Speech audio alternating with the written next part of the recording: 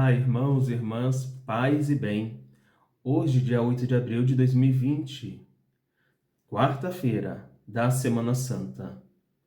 Estamos a um passo de começar o Tríduo, que irá nos apresentar o grande mistério de amor, da paixão, morte e ressurreição do Senhor rumo à Páscoa. Que possamos ter os nossos corações abertos para tamanha graça, para que assim, junto do Mestre, possamos também vivenciar este mistério de redenção. Hoje queremos rezar de modo especial por todos os voluntários, homens e mulheres que estão a serviço do irmão em diferentes setores da sociedade, que eles possam ser iluminados pela ação do Espírito Santo e terem suas vidas e seu espírito fortalecido pela graça de Deus em suas vidas. O evangelho que iremos meditar hoje é o Evangelho de Mateus, capítulo 26, versículo 14 ao versículo 25. O Senhor esteja convosco, Ele está no meio de nós. Proclamação do Evangelho de Jesus Cristo segundo Mateus. Glória a vós, Senhor. Naquele tempo, um dos 12 discípulos, chamado Judas Iscariotes, foi ter com os sumos sacerdotes e disse: O que me dareis se vos entregar Jesus? Combinaram então 30 moedas de prata.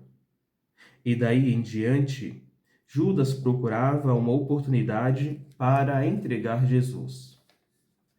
No primeiro dia da festa dos ázimos, os discípulos aproximaram-se de Jesus e perguntaram: Onde queres que façamos os preparativos para comer a Páscoa? Jesus respondeu: Ide à cidade, procurai certo homem e dizer-lhe: O mestre manda dizer: O meu tempo está próximo. Vou celebrar a Páscoa em tua casa, junto com os meus discípulos. Os discípulos fizeram como Jesus mandou e prepararam a Páscoa. Ao cair da tarde, Jesus pôs-se à mesa com os 12 discípulos. Enquanto comiam, Jesus disse: em verdade vos digo, um de vós vai me trair. Eles ficaram muito tristes e, um por um, começaram a lhe perguntar: Senhor, será que sou eu? Jesus respondeu: Quem vai me trair é aquele que comigo põe a mão no prato. O Filho do Homem vai morrer, conforme diz a Escritura a respeito dele. Contudo, ai daquele que trair o Filho do Homem. Seria melhor que nunca tivesse nascido. Então, Judas, o traidor, perguntou: Mestre, serei eu? Jesus lhe respondeu: Tu o dizes. Palavra da salvação. Glória a vós, Senhor. Amados irmãos e irmãs, o Santo Evangelho de hoje apresenta Jesus com seus discípulos nos preparativos para a Páscoa.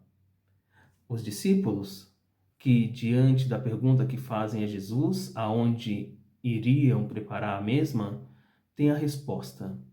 Jesus que pede que possam ir ao encontro de certo homem e dizer: O mestre manda dizer que o tempo está próximo. Vou celebrar a Páscoa na tua casa. Esta passagem ela é bem singular para nós neste momento em que vivemos diante de um distanciamento social. Devemos tomar posse também dessa palavra e compreender.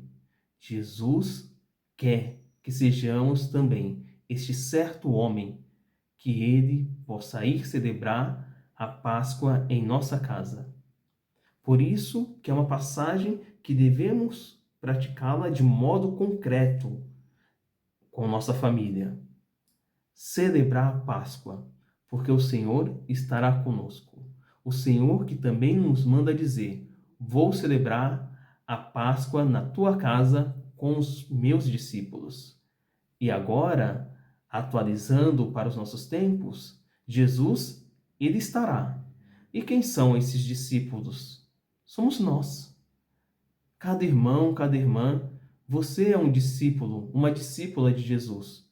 Por isso deve, mais do que nunca, abrir o coração para que Jesus possa celebrar esta Páscoa contigo. Isso é um movimento de conversão. Isso é um movimento de vida nova. Esta vida nova que não foi acolhida por Judas. O mesmo Evangelho nos indica que Judas entregou Jesus aos sumos sacerdotes por 30 moedas de prata. Judas que não foi capaz de fazer este movimento de conversão em sua vida. Ao longo da tradição cristã, sempre foi uma busca querer saber exatamente o motivo da traição de Judas. Alguns dizem e vão querer afirmar que é provável que Judas tenha traído Jesus porque era avarento, porque gostava de dinheiro e não se deixou se converter. Lembremos que há 2 dias atrás, o evangelista João indicava que Judas, ao ver Jesus sendo ungido com bálsamo, vai sugerir que aquilo fosse vendido para dar aos pobres, porque poderia ter sido vendido por 300 moedas de prata. E o evangelista vai dizer, olha, Judas naquele momento não estava preocupado com os pobres, estava preocupado com o dinheiro, porque ele era um ladrão, ele estava de olho no valor grande que aquele perfume valia. Então, vão muitos apontar que essa questão de Judas ser avarento, de dar sinais, vai o levar à traição. Outros trazem uma perspectiva messiânica, que Judas, ao perceber que a libertação de Israel vinda de modo definitivo através de Cristo não se daria por conta do poder militar, ou seja, de uma guerra, de morte, pela luta da espada, ele também volta atrás e traz Jesus. A perspectiva da comunidade matiana, ela está em compreendermos o quê? A pergunta que todos os discípulos fazem a Jesus: Senhor, serei eu? Será que eu irei te trair?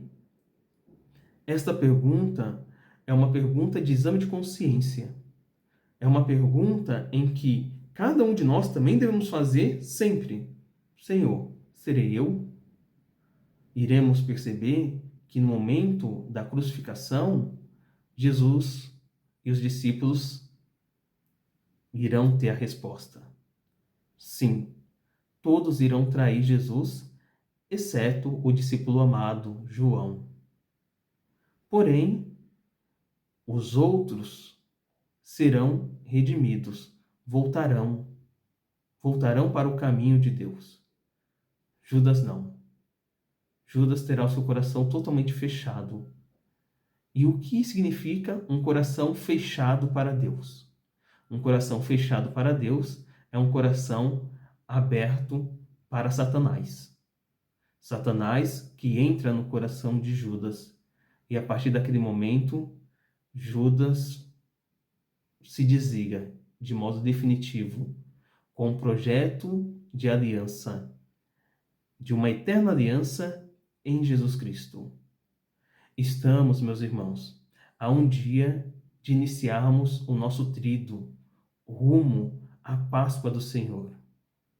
Devemos pedir a Deus o dom de sempre fazermos o nosso exame de consciência sobre situações, momentos e ocasiões que também traímos Jesus, para que, arrependidos, possamos nos converter e assim estarmos com Jesus, diante deste mistério de paixão, morte e ressurreição que Jesus irá nos oferecer, por amor. Ter um coração aberto a Deus é fechar o seu coração a Satanás. Porém, um coração fechado para Deus se abre para o mal. Que não tenhamos esta postura diante de nossa vida de discípulos, pois algo que ao longo da nossa caminhada de comunidade sempre escuto as pessoas dizerem, e até mesmo para, em algumas ocasiões, justificar o próprio pecado, que é que Judas também esteve na ceia do Senhor. Sim, Judas esteve, mas não se fez. Não se fez um coração convertido. Não se fez um ser em profunda comunhão com o Filho. Cada um de nós, amada comunidade, podemos estar nos espaços. Há quanto tempo nós estamos ausentes por conta de toda uma questão única que estamos vivendo em nossas vidas? Estamos afastados da vivência comunitária, estamos afastados da Santa Eucaristia, no sentido concreto da comunhão, de comungar. Estamos. Mas lembremos que esse momento também é um momento de ressignificar.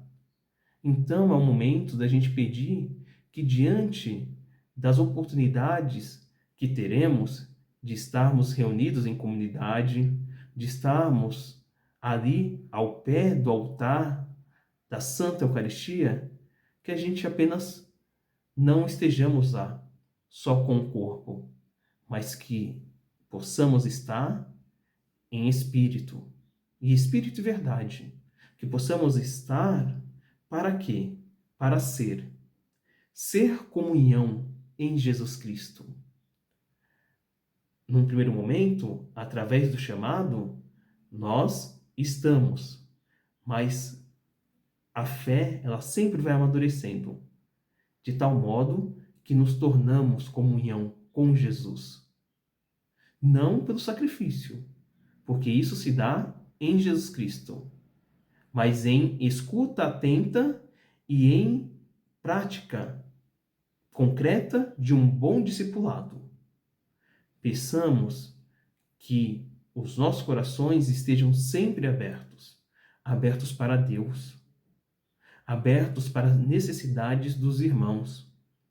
O Santo Evangelho de hoje, que é Mateus, que estamos meditando o capítulo 26, está um pouquinho à frente do episódio do juízo final, que Jesus vai dizer: vinde benditos de meu Pai, porque tive fome, deste comer, tive sede, estava nu, estava doente, estava na prisão, e tu me acolhestes. E irão perguntar: quando foi isso, Senhor? Quando fizestes ao menor de meus irmãos. Então, a nossa perspectiva em ser comunhão em Jesus sempre está no outro, está no próximo, está no mais necessitado, não somente do pão material, mas também do pão espiritual. Que possamos, como comunidade de fé, pedir a Deus a força e a capacidade de nunca o trair. E quando trair, diante dos nossos pecados, ter a graça da sua misericórdia e retomar novamente o caminho de vida e de vida eterna em Jesus Cristo. Peçamos ao Senhor esta força e a intercessão de Maria, que irá acompanhar o seu Filho em todos os momentos da paixão, morte e ressurreição. Oremos.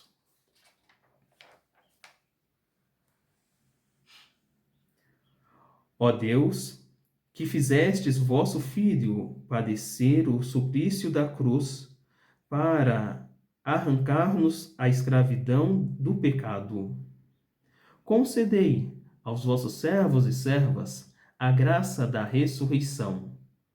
Por nosso Senhor Jesus Cristo, vosso Filho, na unidade do Espírito Santo. Amém.